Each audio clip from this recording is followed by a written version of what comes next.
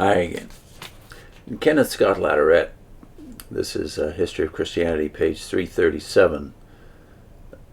He's been talking about the general disorder in the early Middle Ages after the fall of Rome, and now he's talking about the growth of the papacy and the papal power anyway.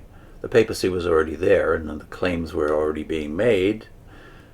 This expands, though, especially in the rule of Gregory the Great, so-called. In the general disorder of the papacy, under some very able men, markedly increased its power and extended the geographical range of its authority. In principle, as we have seen, even before the year 500, its claims were sweeping. Whether those claims would be implemented depended upon the opportunity and upon the ability of the individuals in the papal chair. The political disorders offered the challenge. Some popes were weak and did not rise to the occasion.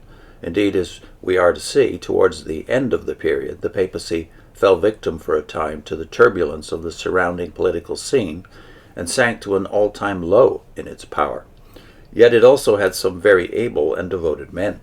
Of the popes of this period, the strongest was Gregory I, by common consent called the Great.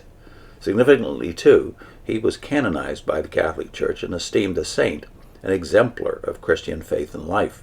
Occupying the throne of Peter from 590 to his death in 604, or for only 14 years, he packed into that brief period a prodigious amount of work and achievement.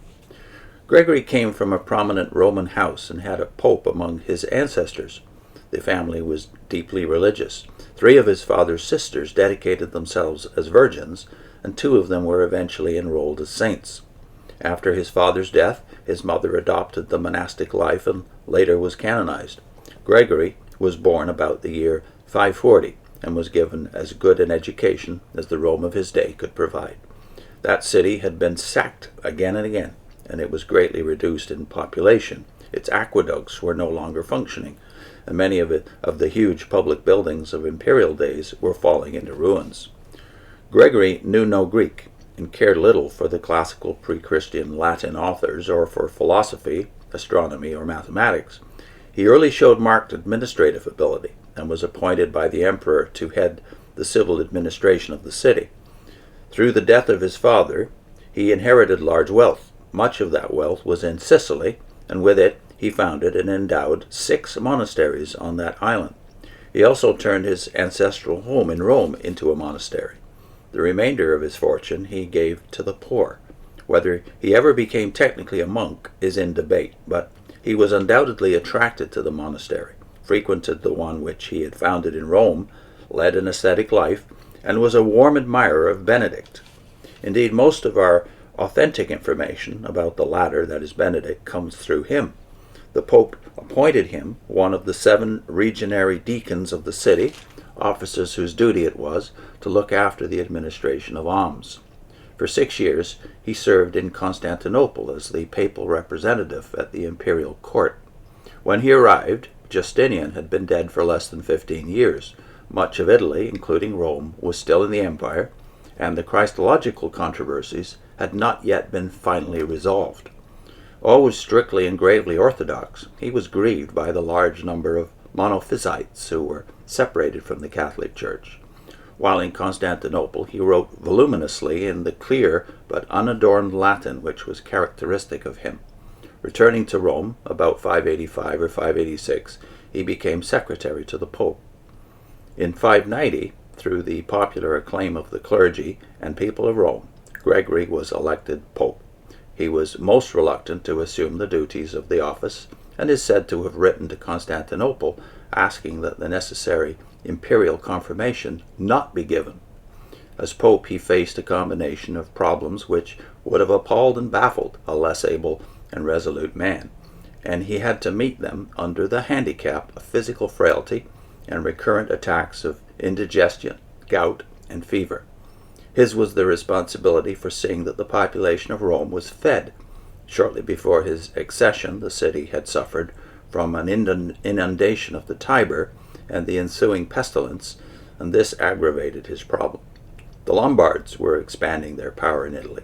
In addition to the military threat of their arms and to the ruthless pillaging which is associated with invasions, they presented a religious challenge, for to the extent that they were Christians, they were Arians. Gregory had the responsibility for the very large physical possessions of the Church of Rome, including its buildings in Rome and its endowments, chiefly in lands, in Italy, Sicily, Gaul, and North Africa. He held to the traditional claims of his see for priority in the Catholic Church, and as Patriarch in the West felt a special responsibility for Italy, Gaul, and Spain. At the outset, he may almost have despaired of saving from shipwreck what he called the rotten old vessel of which God had given him the charge. Gregory rose to all the manifold obligations and reached out beyond them to new enterprises. He saw that Rome's poor were fed, and that the church fabrics of the city were repaired and maintained. He managed the estates of the church so successfully that their revenues were increased, but with humane treatment of those who cultivated their lands. He raised armies, kept Rome inviolate from Lombard attacks, negotiated with both Lombards and imperial officials, and on his own authority made peace with the Lombards. During his pontificate, he was the outstanding figure in Italy, in its political as well as its ecclesiastical life.